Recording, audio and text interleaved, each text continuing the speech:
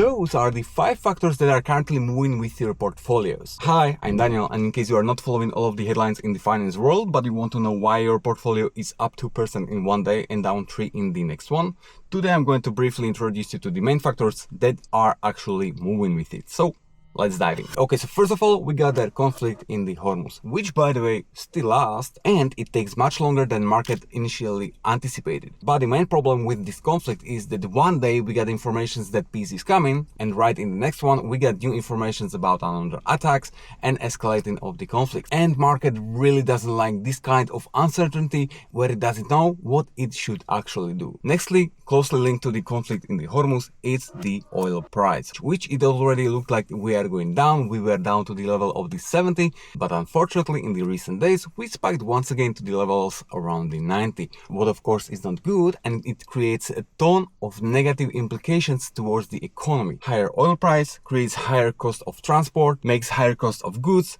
and it creates another wave of inflation. So yeah, we are back at it again. And when we are talking about inflation, of course we have to talk about the Fed, as market isn't the only one that doesn't like the uncertainty, but the Fed as well, as there is peace coming one day and the conflict is escalating right another, and the oil price is jumping like on the trampoline. It's really hard time for Fed to make the right decision about the interest rates, because in case the oil price would stay at the higher level for a longer period of time, it would create quite strong inflationary pressure towards the economy, and therefore Fed would have to decide to increase the interest rates and keep them higher for longer. But at the moment, as it's changing on the daily basis, it's really hard for Fed to make a decision, and as Fed meeting is like once in a month, the expectations that we can see on the market movements are changing on a daily basis as well. Another factor that comes into consideration is of course the AI boom. We could see massive hype around the companies connected towards the AI hype, whether they were creating semiconductors or anything else. They were able to grow tens or hundreds of percent in the previous months